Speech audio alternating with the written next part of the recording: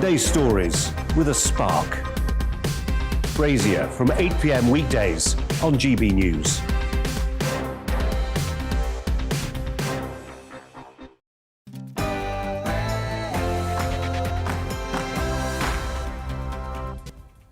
Hello and welcome to The Briefing with me, Gloria De Piero. In a moment, we'll be going live to the Commons for Prime Minister's questions, and we'll be going through the post-match analysis with my fantastic panel of politicians. Today, it's Peter Bone, the Conservative MP for Wellingborough, and Catherine West, Labour MP for Hornsey and Wood Green.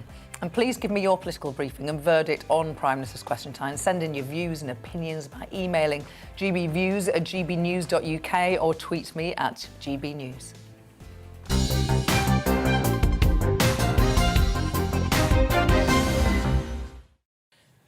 PMQs is about to get underway, but first let's talk to my fantastic panel. The first member of that panel, Peter Bone, Conservative MP for Wellingborough, and joining me in a moment will be Catherine West, Labour MP for Hornsey and Wood Green.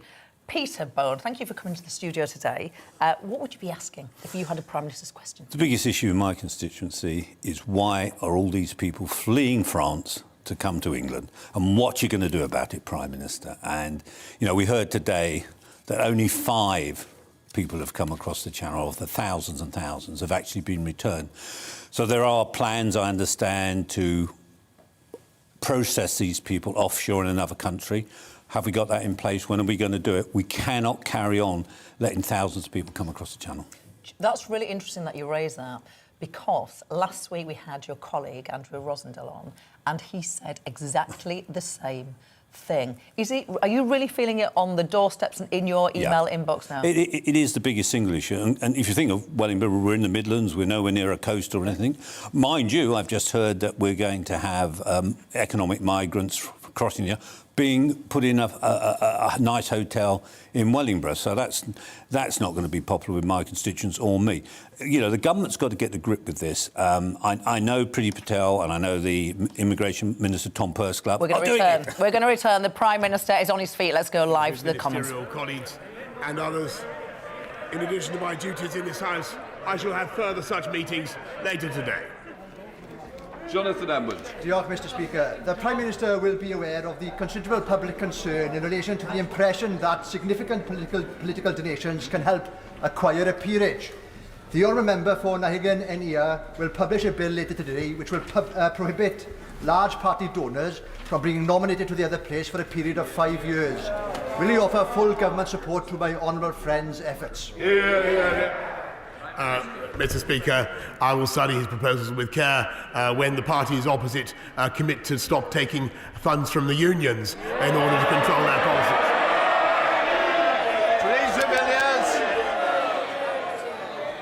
Mr Speaker, during a recent visit to Barnet Hospital, I was told that A&E there is routinely seeing twice the number of people for which it was designed.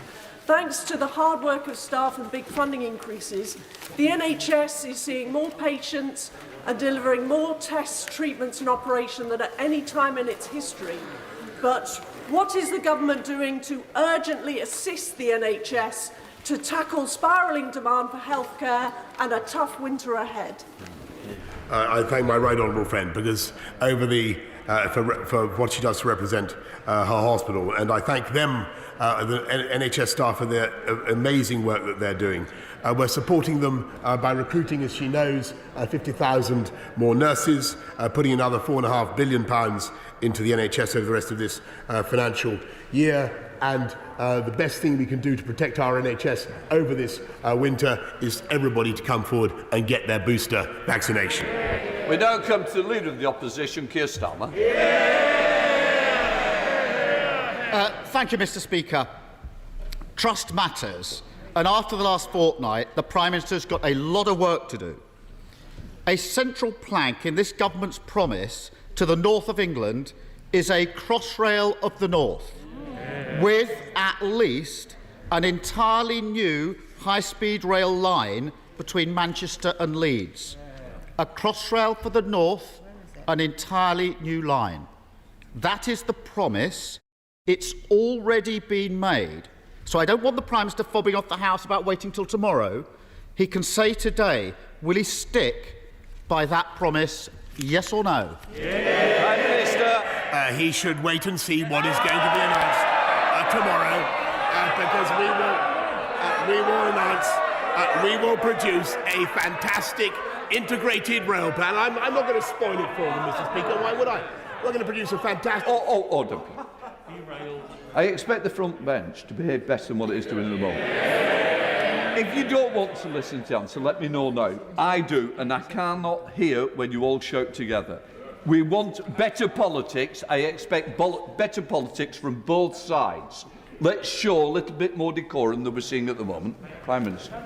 Mr. Speaker, when we produce our integrated rail plan tomorrow, people across the House and across the country will see what we are doing to cut journey times, to make life easier and better for people in the North East, in the North West, in the Midlands, across the whole of the north of the country. Mr. Speaker, with the biggest programme of investment in rail for a century, Mr. Speaker, for a century.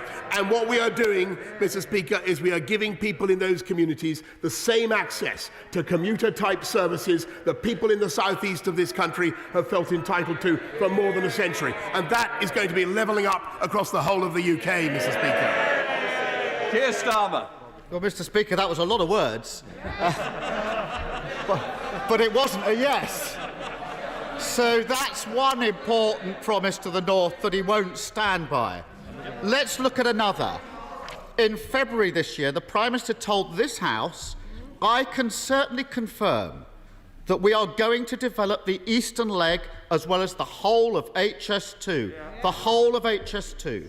A new high-speed line running continuously, no gaps, between Birmingham and Leeds. So will the Prime Minister confirm that he stands by that promise? Prime Minister. I'm afraid the right honourable gentleman is in danger of getting hoist on his own petard, Mr. Speaker. He needs to wait and see what we announce tomorrow, because I think he will find that the people of the North East, of the North West, the people of Leeds, the people of Nottingham, the people of Sheffield, and the people of the whole of the North West and the North East of this country will benefit massively from what we are going to announce. Keir Starmer. Again, Mr. Speaker, a lot of words, but not a yes. So that's two important promises to the North that he won't stand by. No wonder trust in the Prime Minister is at an all-time low. Across the country and belatedly across this House, there is now agreement that Owen Paterson broke the rules and that the government should not have tried to let him off the hook. Many members opposite have apologised. The Business Secretary has apologised for his part. The Leader of the House has apologised for his part.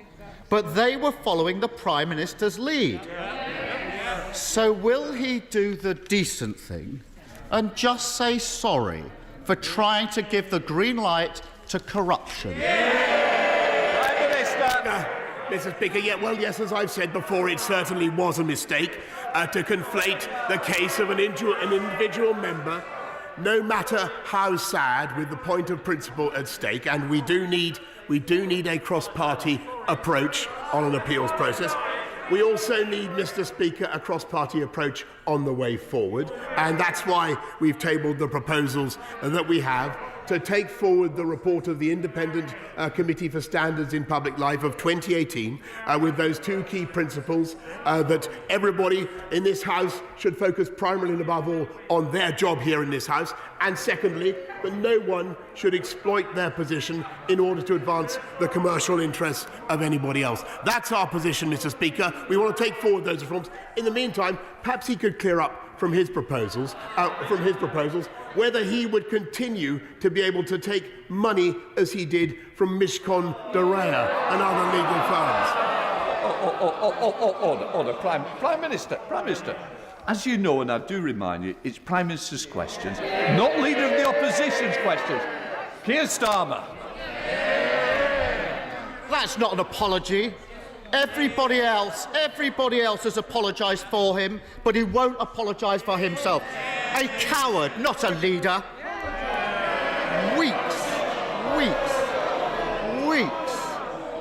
Weeks defending corruption. Yesterday, a screeching last-minute U-turn to avoid defeat on Labour's plan to ban MPs from dodgy second contracts. But waving one white flag won't be enough to restore trust.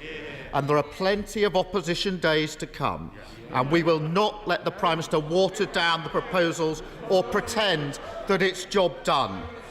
We still haven't shut the door on the revolving door where ministers are regulating a company 1 minute and working for them the next. There are plenty of cases that still stain this House.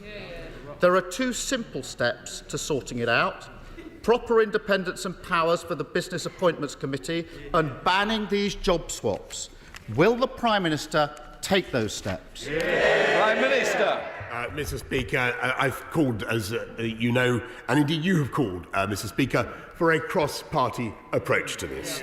And what I think we need, to do is to work together on the basis of the independent report by the Committee of Standards in Public Life to take things forward and indeed to address the appeals process. But what I think everybody can see, Mr. Speaker, is that in a classic lawyerly way, the right honourable gentleman is now trying to prosecute others for exactly the course of action that he took himself. And what I think the nation wants to know, because his register is incomplete, who paid Mishcon de Rea and who paid the 25,000? Who's paying him for his...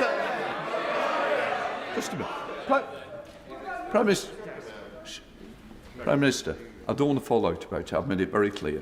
It is Prime Minister's questions. It's not for the opposition to answer your question.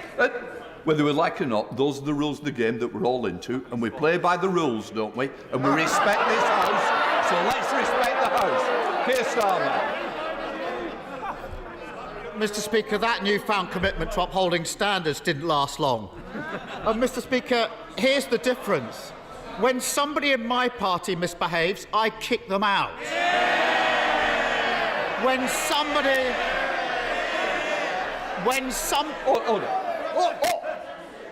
Mr. Clark! Where's Rob? Mr. Clark! And I don't think... Look, this is not good. We lost a dear friend. I want to show that this House has learnt from it. I don't want each other to be shouted down. I want questions to be respected. I expect the public to actually be able to hear the questions and the answers, because I'm struggling in this chair. I need no more. Keir Starmer. Mr. Speaker, when somebody in my party misbehaves, I kick them out. When somebody in his party misbehaves, he tries to get them off the hook. I lead, he covers up. Let's try another issue. We know that Owen Paterson was a paid lobbyist for Randox. We know that he sat in on a call between Randox and the minister responsible for handling health contracts. We know that Randox has been awarded government contracts worth almost £600 million without competition or tender. Against that backdrop, the public are concerned that taxpayers' money may have been influenced by paid lobbying. There's only one way to get to the bottom of this: a full, transparent investigation. If he votes for Labour's motion this afternoon, that investigation can start. Will he vote for it, or will he vote for another cover-up? Prime Minister! I'm very happy to publish all the details of the Randox contracts, which have been investigated by the National Audit Office already. We're talking of cover-ups. I'm sorry, Mr. Speaker, but we still have not heard why the Honourable Gentleman will not tell... Order. Prime Minister, sit down. Prime Minister, I'm not going to be challenged. You may be the Prime Minister of this country, but in this House, I'm in charge, and we're going to carry on. End of that. Keir Starmer. Mr. Speaker, I think the Prime Minister just said he's happy to publish all the Randox papers in relation to these contracts, so we'll take that and we'll pursue it. And I remind the Prime Minister, when I was Director of Public Prosecutions, I prosecuted MPs who broke the rules. He has been investigated by every organisation he's ever been elected to. That's the difference. Billions of pounds of taxpayers' money handed to their mates and donors. Tory MPs getting rich by working as lobbyists, one not even bothering to turn up because he's in the Caribbean advising tax havens. And the Prime Minister somehow expects us to believe that he's the man to clean up Westminster. He led his troops through the sewers to cover up corruption. and he can't even say sorry. The truth is that beneath the bluster, he still thinks it's one rule for him and another for his mates. At the same time as his government are engulfed in sleaze, they're rowing back on the promises they made to the north. And it's working people who are paying the price. Is it any wonder that people are beginning to think that the joke isn't funny anymore? Mr. Speaker, it is plain from listening to the right honourable gentleman that he seeks to criticise this government while refusing to explain his own position. And you've ruled on that, Mr. Speaker. You've ruled on that, Mr. Speaker, and I hear you. But his own misconduct, Mr. Speaker, is absolutely clear to everybody. His own misconduct is absolutely clear. And meantime, Mr. Speaker, we will get on a cross-party basis. We will get on a cross-party basis with taking forward the business that I've outlined, and we will get on with the business of this government, which is leading the country out of the pandemic. Order. Prime Minister, just, I'm struggling to hear, and if it's correct what I've said, it was about Leader of the Opposition and misconduct. We cannot accuse somebody of misconduct. Now, I may, and just before the Leader of the House gives me an answer, all I'm trying to say, I cannot hear. If it was said, I want it withdrawn. If it wasn't, I will accept it. I'm just a moment. Prime Minister. Mr. Speaker, I referred to the right honourable gentleman's misconduct, because that is what he is guilty of. That is what he is guilty of.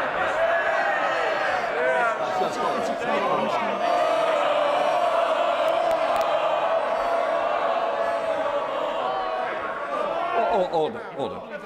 I don't think this has done this House any good today. I'll be quite honest, I think it's been ill-tempered. I think it shows the public that this House has not learned from the other week. I need this House to gain respect, but it starts by individuals showing respect to each other. Right, let's go to Lee, no less. We're going to James Grundy. Thank you, Mr. Speaker. The people of Lee have never accepted our forced merger with the friendly rivals, but rival town of Wigan back in 1973.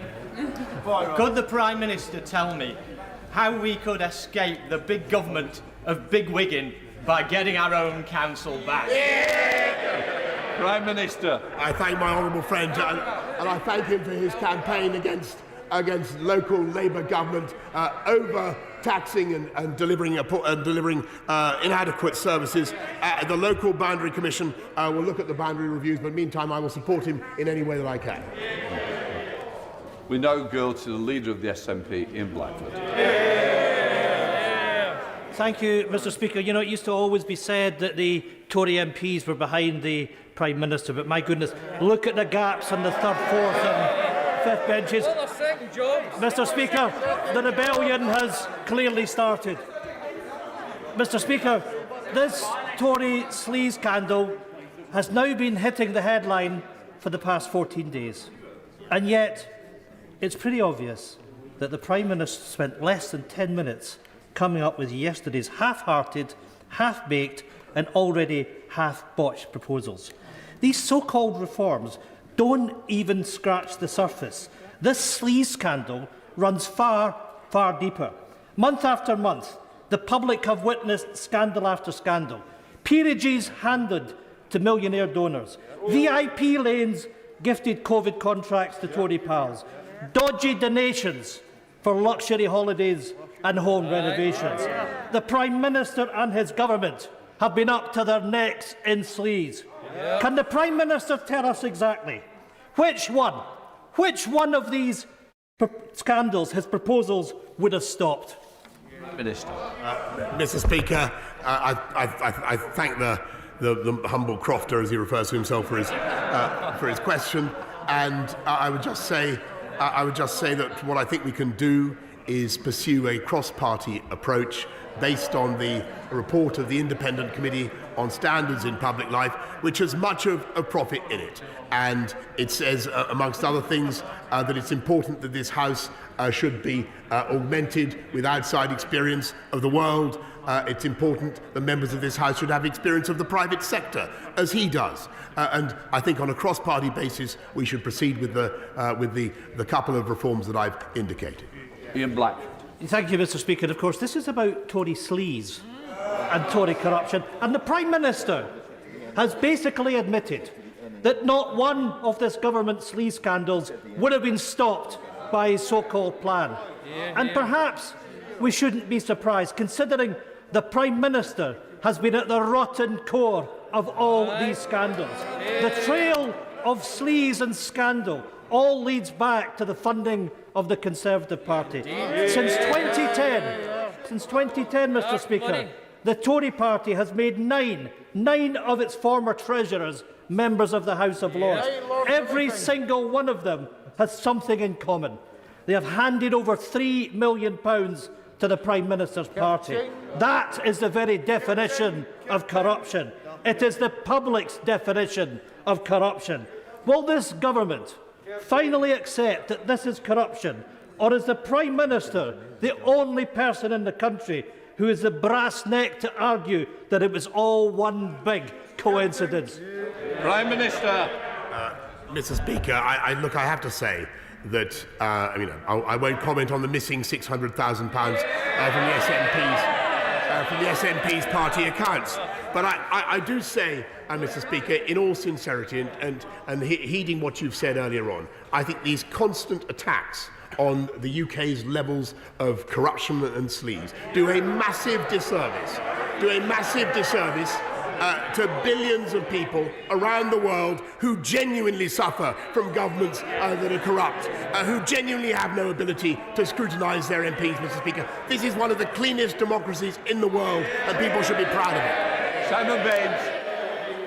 Thank you, Mr. Speaker. Would the Prime Minister join me in celebrating the 50th anniversary this year of the formation of the 177-mile path for walkers along Offord Dyke, which runs through Clwyd South, and give his support to the recently launched Offord Dyke Rescue Fund to repair and preserve this monument and nature reserve for future generations? Prime Minister.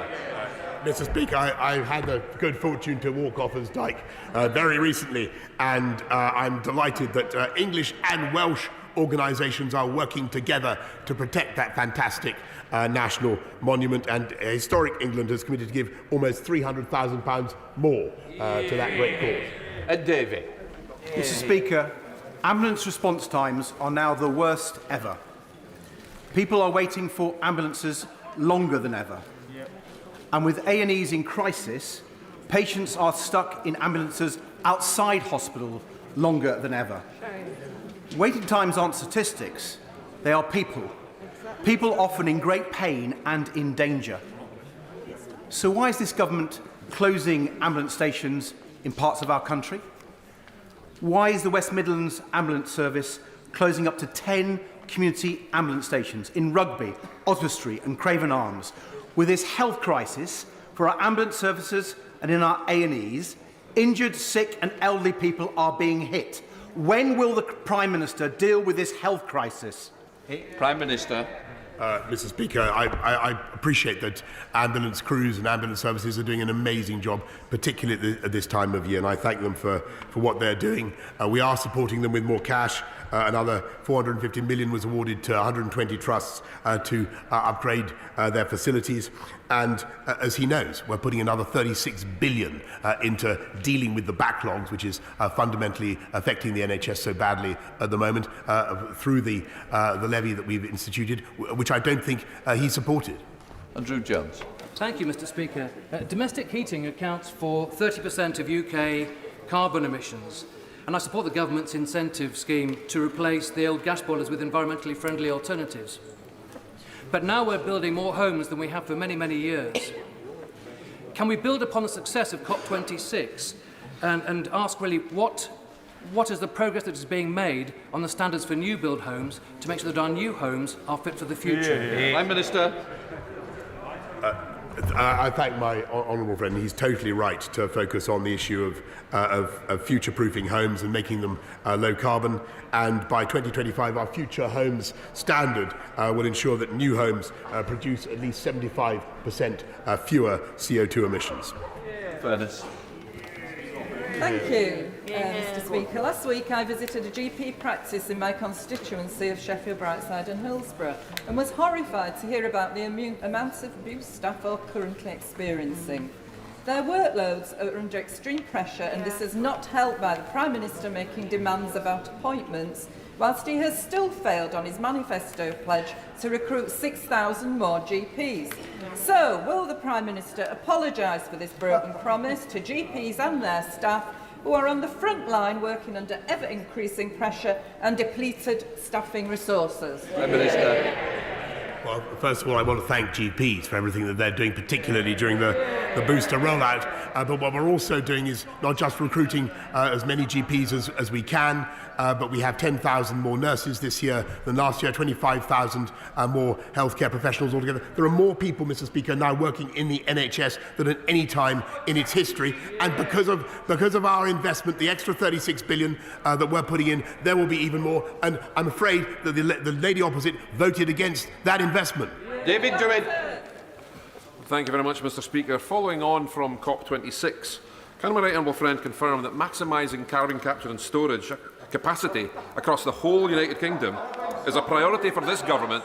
And, I mean, despite the doom and gloom and the words of rejection and snubbing from the SNP members opposite, can he also confirm that the Acorn carbon capture and storage and hydrogen project in my constituency of Banff and Buchan has a key role to play in this country's future carbon capture and storage capacity targets to meet net zero? Minister.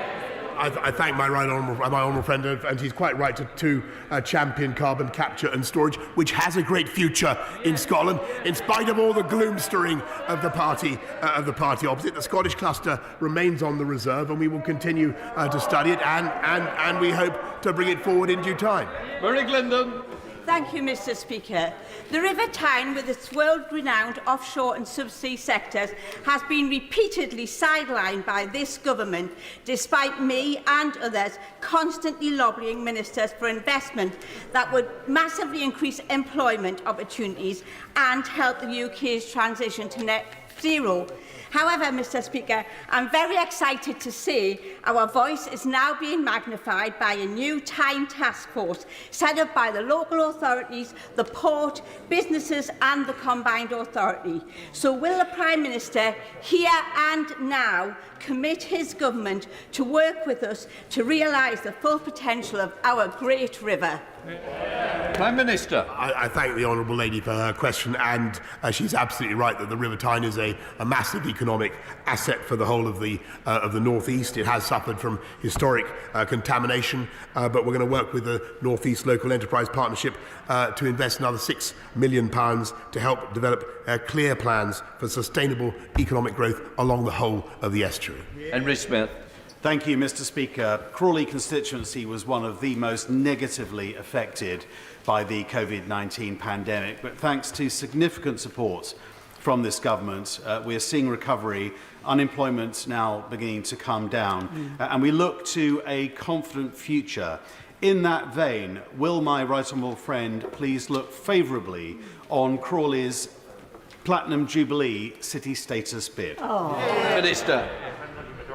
Well, I'm very grateful to my honourable friend. I wasn't aware until today that Crawley was bidding to become a city, but I will look at it. I will look at it very carefully, Mr. Speaker, and I'm sure there is an excellent case in there somewhere. David Linden. Thank you.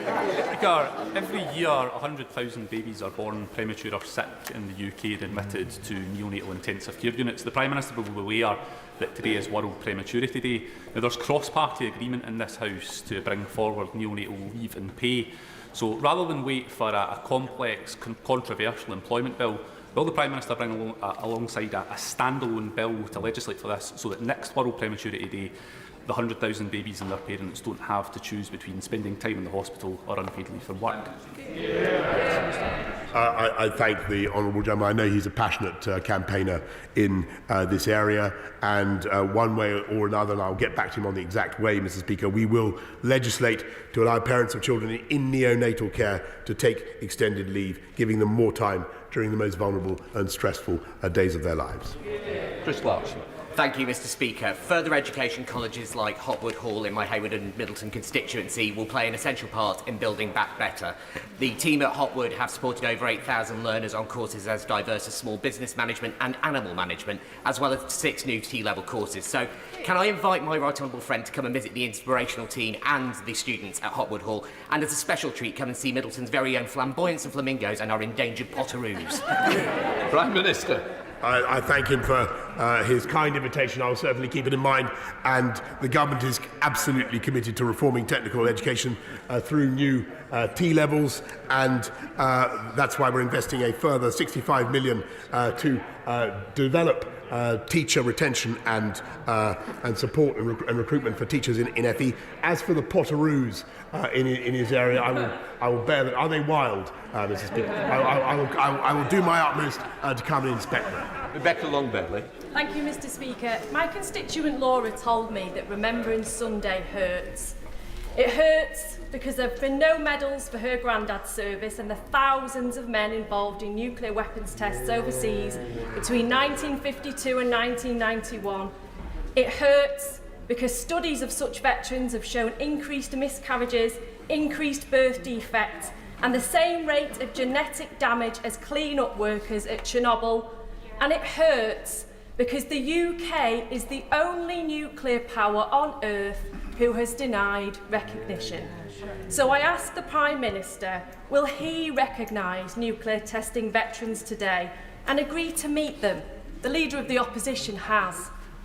Prime Minister. Well, I'm grateful for bringing this to my attention, and I will certainly make sure that we get a proper meeting with representatives of the nuclear veterans that she raises. Thank you, Mr. Speaker. When I was in Greece with Save the Children, I learnt that change at any border was quickly communicated down the line. If migrants and asylum seekers knew that they would be directly returned to France or taken to a third country pending application, if they knew this, would they risk a dangerous and illegal crossing and make their way to France in the first place? Can I ask my right honourable friend what further measures are being considered? Because this is an issue of great concern in Eastbourne, along the coast, along the country, and I'm anxious to be able to reassure my constituents that there are plans ahead. Prime Minister. I thank her very much, and she has much relevant experience in her work for Save the Children in Greece. Our only credible way of fixing this, Mr. Speaker, is with our new plan for immigration, and that will be made possible with our new Nationality and Borders Bill, which will make it possible for us to distinguish at last between those who come here legally and those who come here illegally, Mr. Speaker. And I hope very much that it will command the support of the whole House. Kingsbury. Thank you, Mr. Speaker. In May, part of Northwich Station in my constituency collapsed. I've asked the Transport Secretary to intervene and build back better and fairer to allow access for people with disabilities. He's declined my kind offer. I'll ask the Prime Minister to intervene. No bluster, substance, build back better and fairer. Northwich Station, it's in the north of England. Thank you. Prime Minister. Well, I'm tempted to invite the honourable gentleman to wait and see what we do for rail funding tomorrow. But I will certainly look at what he has to say about Northwich Station with keen interest. Sarah Atherton. Over 4,200 service women and veterans used a democratic process to contribute to the Defence Select Committee's inquiry into women in the armed forces. A formal response is still awaited from the MOD. Now, whilst the majority of women enjoy a fulfilling career in the military, shocking issues were raised around sexual assault, bullying and harassment. I know the Prime Minister agrees with me that our armed forces are the best in the world. Would he also agree with me that we need to make sure the British Army is the best place to serve as a woman? Prime Minister.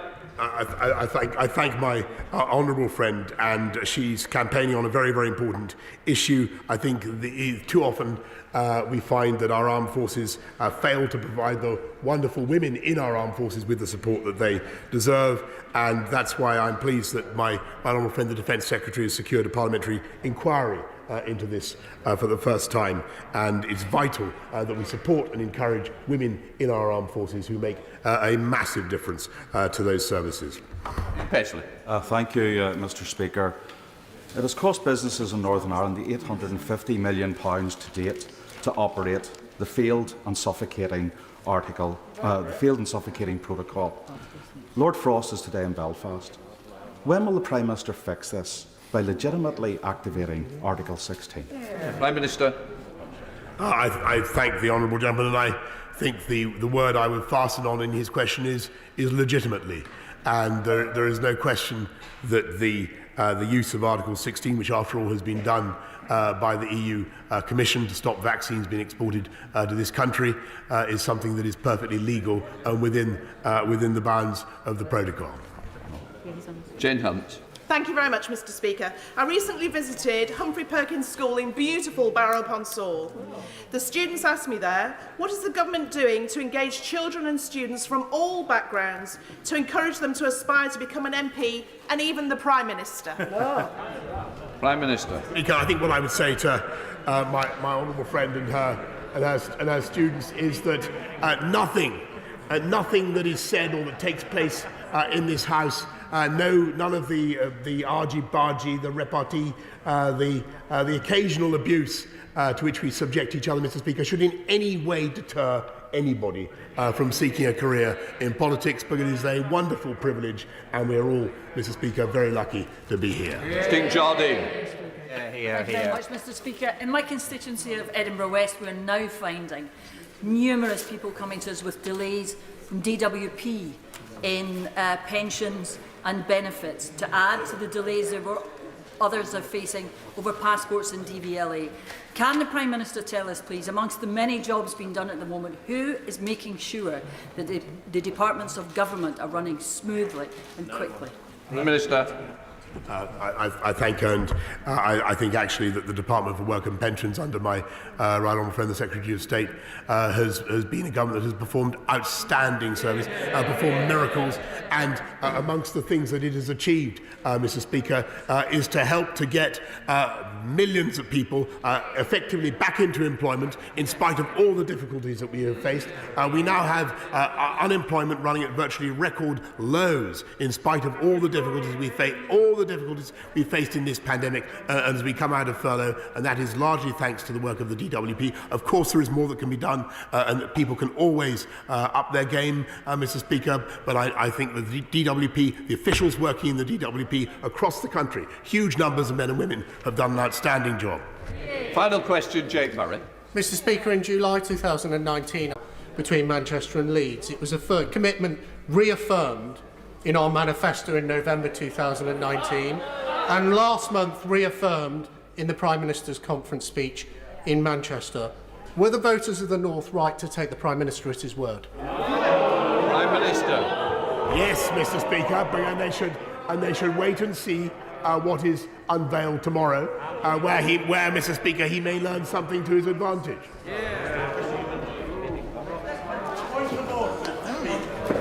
A point of order, Michael Fabric.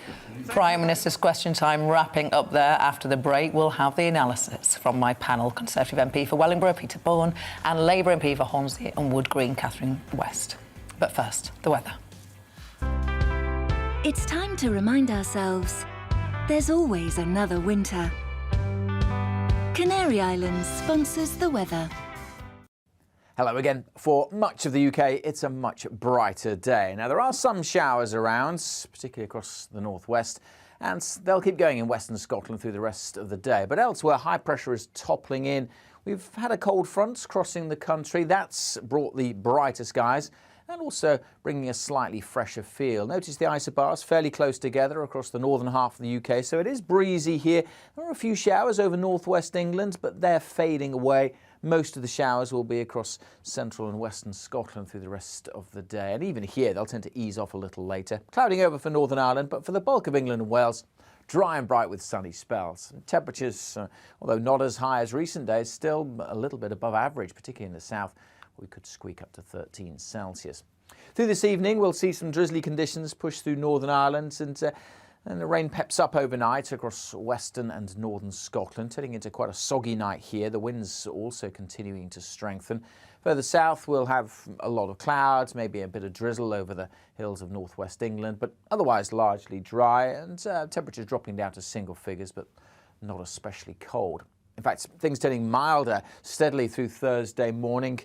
The cloud will be back for most of us, though. Some sunshine is likely across eastern England, but generally another fairly drab day. Rain and drizzle over the hills of Wales, northwest England, and quite a wet day across the north and west of Scotland. But some brighter skies in eastern Scotland, although it will be blustery. Could see temperatures of 15, maybe 16 Celsius, and generally 13 or 14, well above average for the time of year. Through Thursday evening, we'll keep outbreaks of rain and drizzle over the Highlands, easing perhaps for a time across the Northern Isles, but staying blustery across the far north. Elsewhere, staying predominantly cloudy, and that's how we go into Friday. Again, some brightness likely across parts of the east, and again, it will be breezy. Things turn colder as we go through the weekend.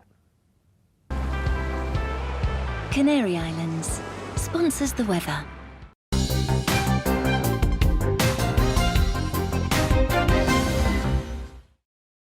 You're watching GB News live across the UK and the world on our digital stream. GB News is Britain's news channel. We are the UK's home of discussion and debate from all perspectives. We are here for you. Don't forget to join our YouTube community by clicking on that subscribe button. And if you want the GB News app, you can click and catch up on programmes anytime. We love to hear from you, so email us. gbviews@gbnews.uk. Thanks for being part of the GB News family. My name is Andrew Doyle. Join me every Sunday evening at 7 p.m. for Free Speech Nation. This is a show where we address current affairs and news stories of the week with the help of two wonderful comedian panellists. I brought in comics because I want to give it a lighter edge, and also they work for less. See you there.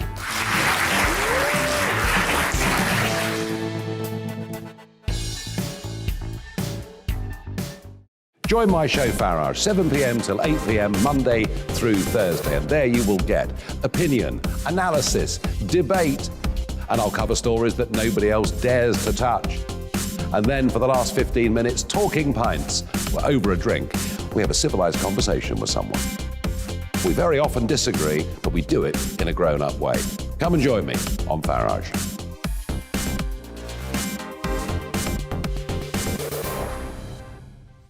I'm Colin Brazier. I've reported from more than 70 countries around the world, covered wars from Afghanistan to Iraq, from Lebanon to the Balkans. I'm trying to bring that experience, that feel for events, to the studio. And something else, I'm ready to give an opinion. Today's stories with a spark. Brazier from 8 p.m. weekdays on GB News.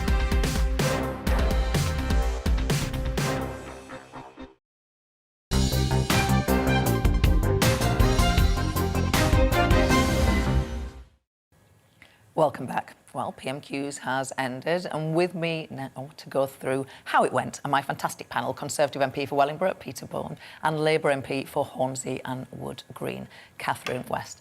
Welcome, Catherine. Nice to see you today. Welcome to you both, obviously, but I'm formally saying welcome to you because you arrived a few minutes later. What would you have been asking today, Catherine, if you'd have had a Prime Minister's question?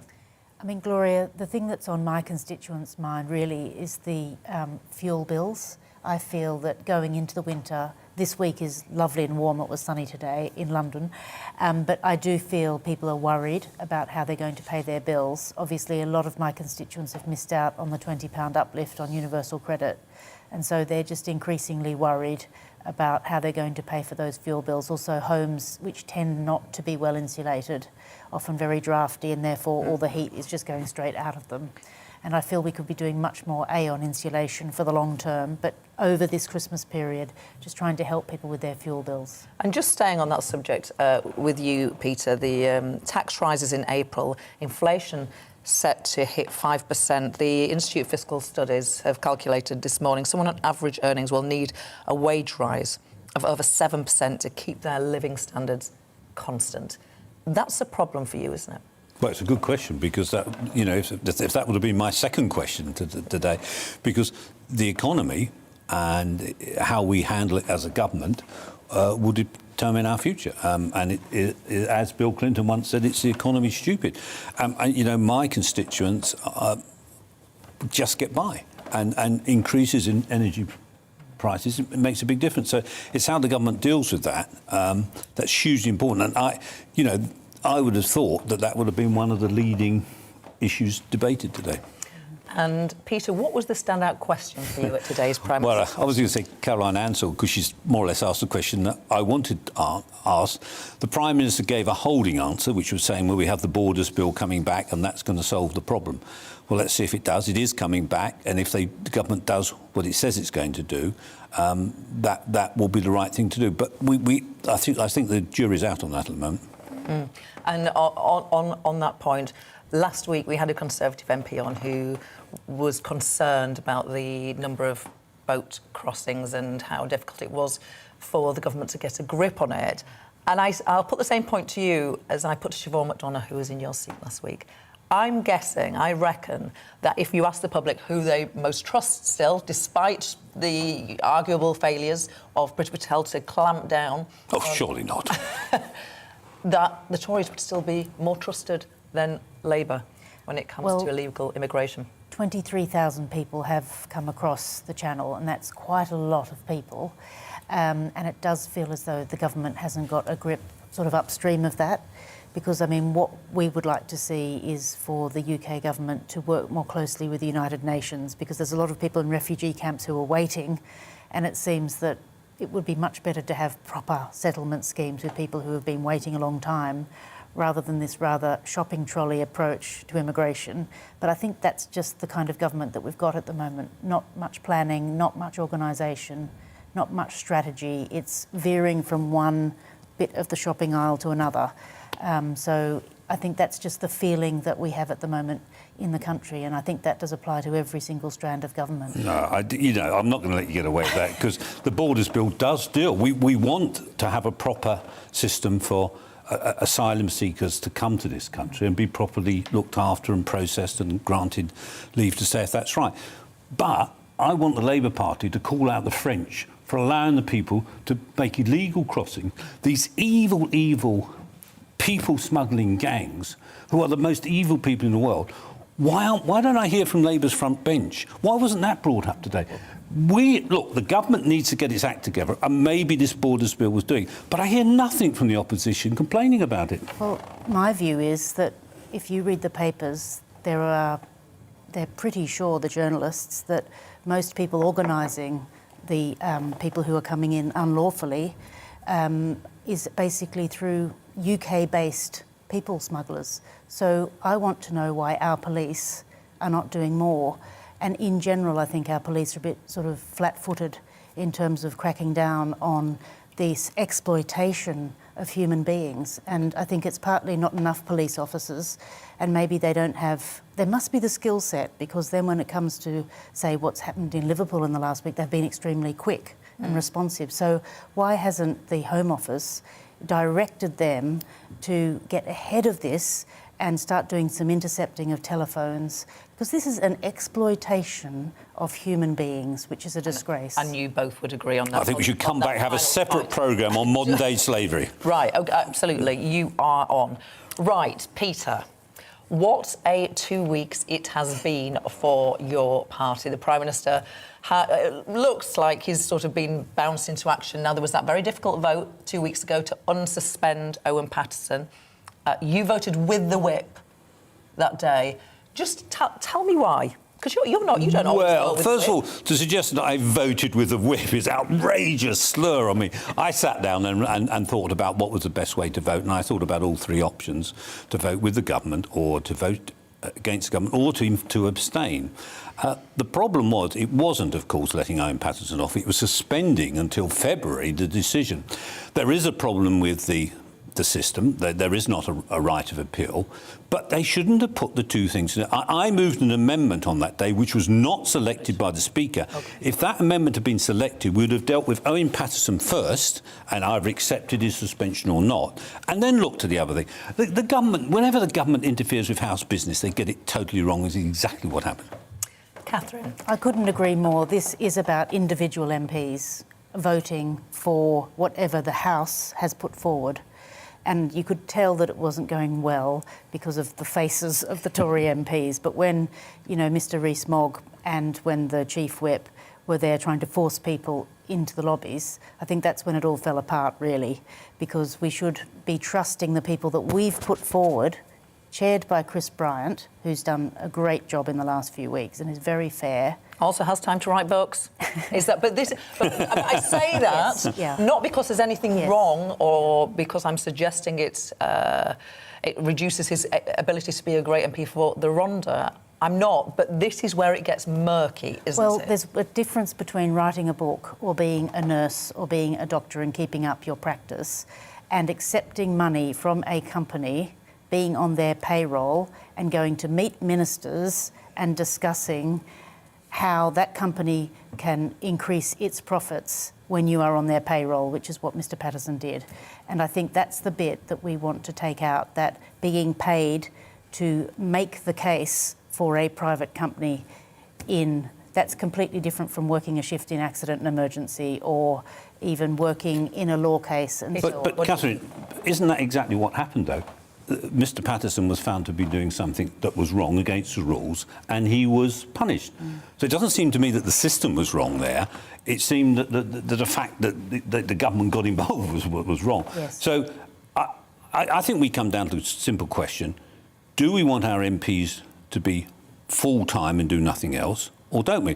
Now, there's an argument on both sides. I mean, I'm full-time MP, and actually, I'm not sure how I'd find time to do anything else. But equally, there's others who argue that it helps having a second job. And, you know... What if you were a minister?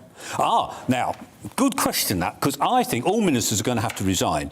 Because a junior minister, a colleague I know very, very well, he's working 70 hours a week on government business. He's not in Parliament. He's not scrutinising the government. He's not... Therefore, what the government's actually suggesting is separation of powers, moving government completely out of Parliament and doing it separately, which I'm not sure is what they're intending. Now, Labour wants to ban all second jobs. This is sort of reported, apart from public service roles or professions requiring registration. Yes, so that you can keep, for example, there's not a lot of job security because we go from one election to another. And I think there are Tory and Labour MPs who have worked in the health service during a tough time. We have a skills crisis. We need more nurses and doctors in the health service. Sure. And I think that's absolutely fine. We've got doctors on both sides. But that is categorically different from somebody who receives money from a private company and goes into the ministerial office and says, give this company more contracts so that they can get richer and then pay me more. I totally accept those two examples, but there's some grey areas. David Lammy, Labour MP, Shadow Cabinet member, he has a radio show. Theresa May is doing very well making after-dinner speeches. Now, is that wrong? I'm not sure. Would the public be angry about doing those things? I suppose the question is, if being an MP is a full-time job, then nobody should do anything extra. But look at those two examples. Do you have any problem with David Lammy presenting a radio show or Theresa May doing, a fair amount of after-dinner speeches? I can understand the argument that's put forward that, me personally, I don't know about Catherine, finds that being an MP is a full-time job. I wouldn't have time to do a TV show, and I wouldn't have time to do speaking engagements. And that's something that needs to, you have to make a decision on one way or the other. But equally, everyone knows when David Lammy goes to be voted on and Theresa May what they do. The great advantage of the system, it's transparent. You have to put down how much you earn, how many hours you spend on it. So perhaps I shouldn't be saying to the constituents, is it Tottenham and who they should have as their MP. It should be up to them, as long as there's transparency. Yes. I hope you're not going to tell me lawyers have to be registered and continue to practice. But there's too many lawyers in the House of Commons. Keir Starmer, indeed. Not just him, but... And he is deliberately... Before he was leader before he's leader of the opposition, he's not doing that now. But I think what worries me is where there's that sort of private money-making thing. So, for example, you know, when the Prime Minister was the Mayor of London, and as a London MP, we did raise eyebrows when his girlfriend was told categorically by him that her business would do better by him basically... Well, I'm not sure if that was... But Boris... That's questionable. But Boris was a great Mayor of London and he was re-elected where Conservatives don't normally get elected. Question for you. Sir Geoffrey Cox. Never declared it. Sir Geoffrey Cox. Now, he's not been paid to, you know, a directorship or a consultancy, but he has registered almost £900,000 in the last year for around 1,000 hours of legal work. I'm not sure that would be banned under the Prime Minister's proposals, but is that fair and just? I'm not sure it's banned under Labour's proposals. Number one, he shouldn't be operating out of his parliamentary office because... But if he did it, that's fine. Number two, that's what he's being investigated about. Indeed. Because was he using the phone? So you wouldn't be annoyed if he did 1,000 hours Number of legal two, as always, he was defending a tax-avoiding part. No. Look, I'm not going on to defend Geoffrey, but that wasn't what he was doing. It was some corruption thing. Let me finish. How can a backbench MP go against government policy? Because it's the government that's investigating whether you think doing around I'm always going 1,000 against hours of government legal policy. work... not when it's tax avoidance. If he liked what he was doing, could he have done 1,000 hours of legal work and been a good MP?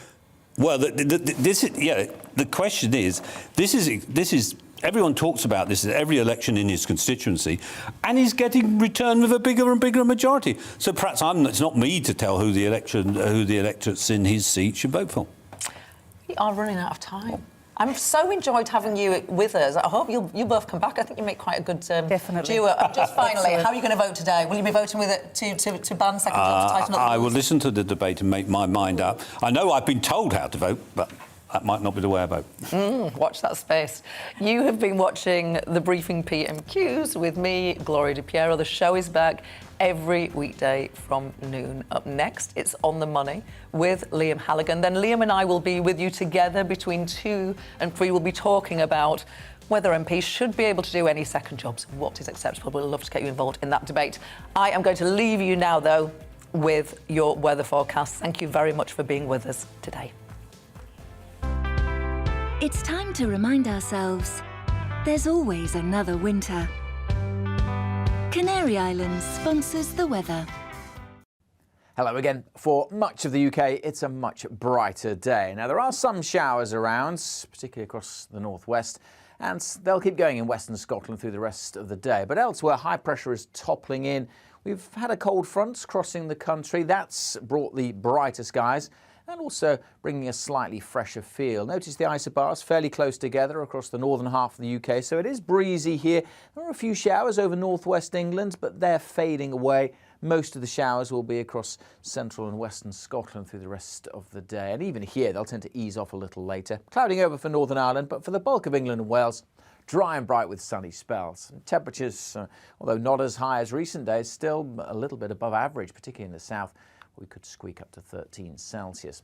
Through this evening, we'll see some drizzly conditions push through Northern Ireland, and the rain peps up overnight across western and northern Scotland, turning into quite a soggy night here. The winds also continuing to strengthen. Further south, we'll have a lot of clouds, maybe a bit of drizzle over the hills of northwest England, but otherwise largely dry, and temperatures dropping down to single figures, but not especially cold. In fact, things turning milder steadily through Thursday morning. The cloud will be back for most of us, though. Some sunshine is likely across eastern England, but generally another fairly drab day. Rain and drizzle over the hills of Wales, northwest England, and quite a wet day across the north and west of Scotland. But some brighter skies in eastern Scotland, although it will be blustery. Could see temperatures of 15, maybe 16 Celsius, and generally 13 or 14, well above average for the time of year. Through Thursday evening, we'll keep outbreaks of rain and drizzle over the Highlands, easing perhaps for a time across the Northern Isles, but staying blustery across the far north. Elsewhere, staying predominantly cloudy, and that's how we go into Friday. Again, some brightness likely across parts of the east, and again, it will be breezy. Things turn colder as we go through the weekend. Canary Islands sponsors the weather. Join me, Alex Phillips, for the afternoon agenda on GB News, Monday to Thursday from 4 p.m. till 6 p.m. We don't lecture to you or try to tell you what to think. We do a deep delve into a topic with views from across the range of debate, therefore leaving you, the viewer, to make up your own mind. Join me, Alex Phillips, for the afternoon agenda on GB News, 4 till 6, Monday to Thursday.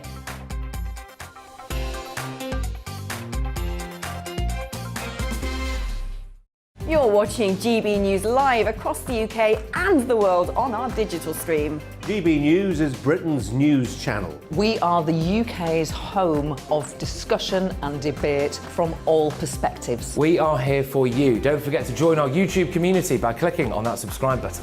And if you want the GB News app, you can click and catch up on programmes anytime. We love to hear from you, so email us. gbviews@gbnews.uk. Thanks for being part of the GB News family.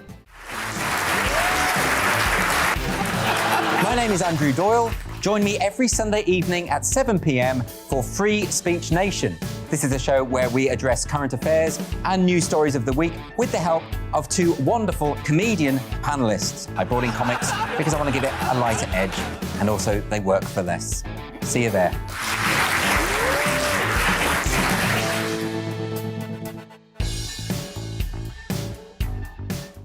Join my show Farage, 7 p.m. till 8 p.m. Monday through Thursday, and there you will get opinion, analysis, debate, and I'll cover stories that nobody else dares to touch. And then for the last 15 minutes, talking pints. We're over a drink. We have a civilised conversation with someone. We very often disagree, but we do it in a grown-up way. Come and join me on Farage.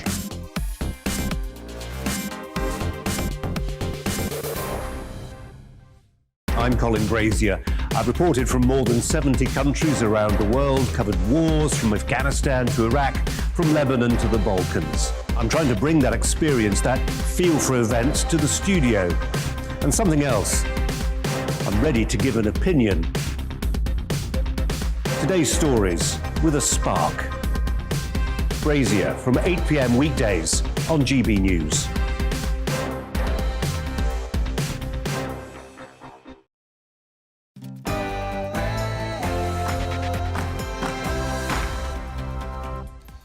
And welcome once again to On the Money. It's your daily dose of economics, business and consumer news. I'm Liam Halligan, and for the next hour, we'll be talking about inflation after UK prices soar at the fastest rate for almost 10 years. You won't want to miss it. Plus, there's a special interview with Michael Portillo. But first, it's the GB News with Simon Pusey.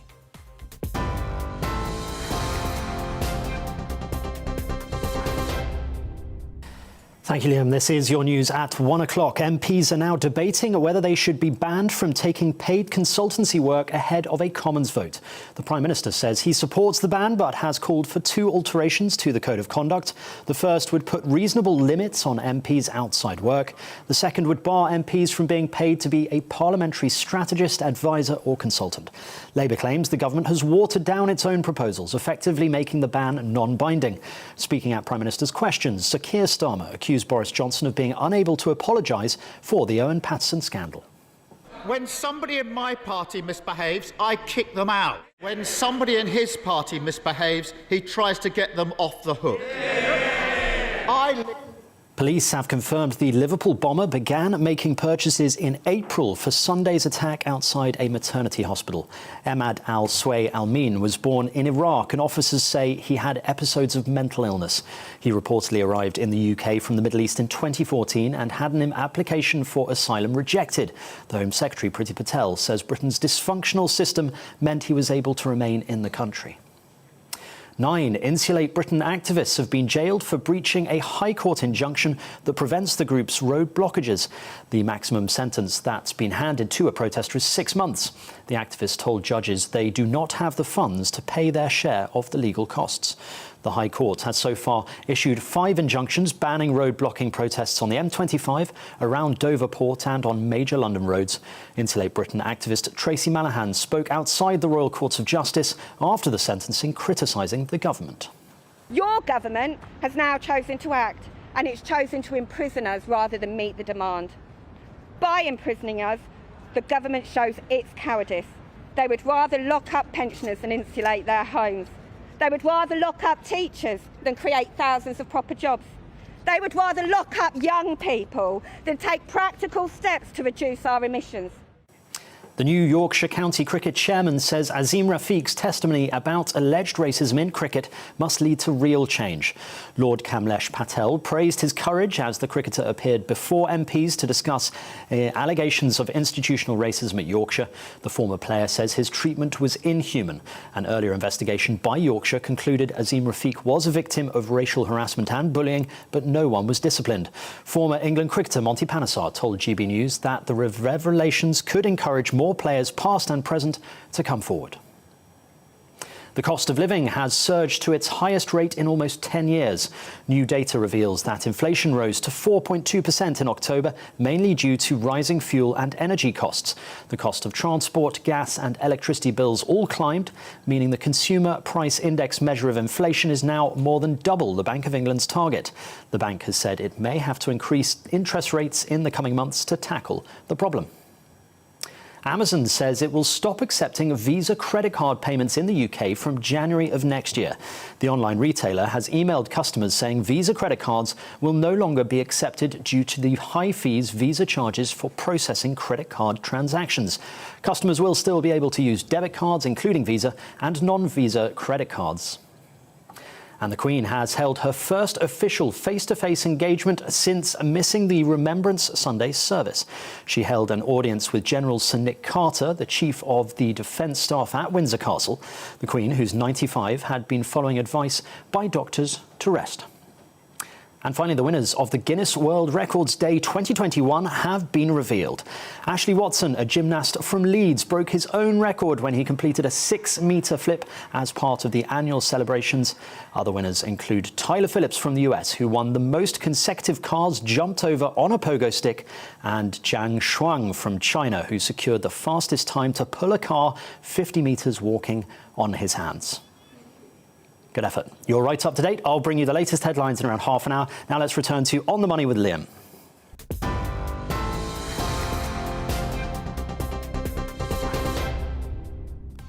And coming up on The Money today, we're discussing the cost of living as UK inflation soars from 3.1% in September to 4.2% last month. Interest rate rises are coming, possibly before Christmas. Plus, each day on The Money features a Money Talks interview with a business leader or policy maker. Today, we'll be hearing from Michael Portillo, the former Chief Secretary to the Treasury, who isn't impressed with the Bank of England's quantitative easing money printing programme. Gone on for a very long time. I think it's gone on for a great deal longer than anyone predicted. The reasons that were at the origin of quantitative easing have long since ceased to be. And therefore, yes, this does appear to be an addiction. And we are approaching a period where we are going to be paying higher interest rates as a nation, and the government's going to be paying higher interest rates on its debt. That's an in-depth interview with Michael Portillo coming up later in the show. And as ever, I want your thoughts, suggestions, ideas. What do you think of today's Money Talks? Email gbviews@gbnews.uk or tweet @GBNews. We'll be reading out some of your emails later in the show, so do get in touch. This is GB News. I'm Liam Halligan, and you're on The Money.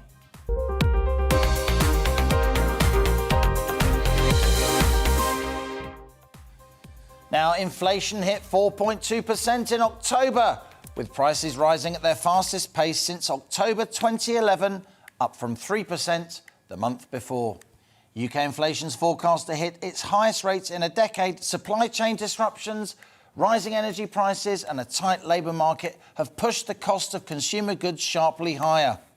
As winter takes hold and the nights draw in, the cost of living is soaring and the signs are price rises will continue. Inflation is likely to rise from 4.2% in October to around 4.5% when the figures for this month are released, before rising to 5% early next year. So inflation's already more than double the Bank of England's 2% target and set to go up even more. It's now as near certain as you can be in economics that the bank's Monetary Policy Committee of Economists, the MPC, will soon be raising rates from the ultra-low emergency level of 0.1%. Many thought a rate rise would happen earlier this month, but the MPC voted 7-2 to keep rates on hold. That happened despite weeks of speculation, arguably encouraged by Bank of England Governor Andrew Bailey and other MPC members, that interest rates were indeed about to rise. Financial markets don't like surprises, and when no rate rise happened, the pound slumped as traders sold sterling. And unless the bank regains its credibility, financial markets will likely become more volatile, causing economic shockwaves at a time when our economy is struggling really to get into gear. Now, this inflation is by no means just a UK issue. Eurozone inflation just hit 4.1%, a 13-year high, and US inflation is even more elevated at 6.2%. But having previously dismissed UK inflation as transitory, then spreading confusion, the Bank of England does have a particular credibility issue that needs quickly to be addressed. So as prices spiral and the MPC struggles to regain its poise, that's your on-the-money question today. Is a December interest rate rise now inevitable?